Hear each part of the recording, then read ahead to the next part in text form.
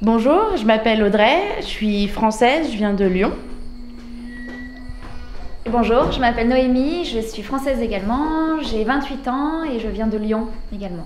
Alors en fait, on a fait pas mal de différents sites touristiques déjà au Pérou, le Machu Picchu, Cusco, Lima, la Cordillère Blanche. Et on avait envie de changer, de faire quelque chose de différent, surtout qu'on est sur la fin du voyage et qu'on a déjà bien profité des différents attraits touristiques.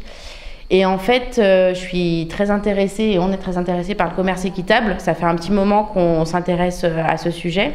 Et on cherchait un endroit où se pratiquait le commerce équitable et où on pouvait aller à la rencontre des petits producteurs pour voir un petit peu dans la pratique comment ça se faisait.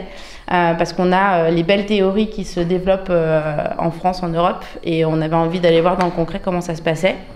Et on a eu la chance de tomber sur le site de Montero, où on a vu qu'à la fois, ils utilisaient le système du commerce équitable, mais qu'en plus, il y avait un système d'accueil du touriste.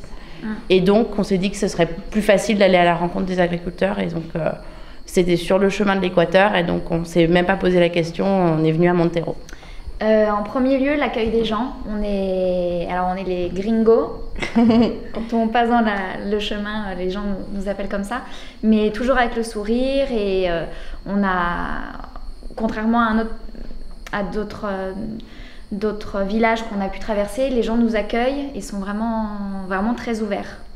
Ils cherchent à nous connaître. Il y a une vraie, c'est vraiment authentique en fait. Et ça fait du bien aussi d'aller dans ce genre d'endroit parce qu'on a l'impression de plus découvrir, je ne sais pas si on peut dire ça, mais le Pérou, une autre facette du Pérou par rapport à ce qu'on a pu voir avant, et c'est très complémentaire en fait. Et là, on est dans une optique de voyage où on a un itinéraire à suivre.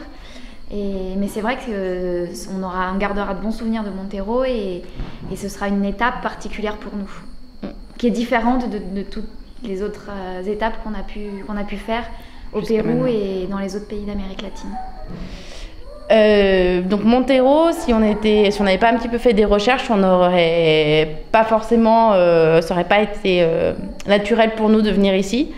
Pour autant, on n'a aucun regret et on invite tout le monde, bien évidemment, à venir ici, à découvrir une autre facette du Pérou, à profiter des montagnes, des très bons fruits qui poussent de partout et profiter aussi de l'hospitalité des gens qui est hors du commun.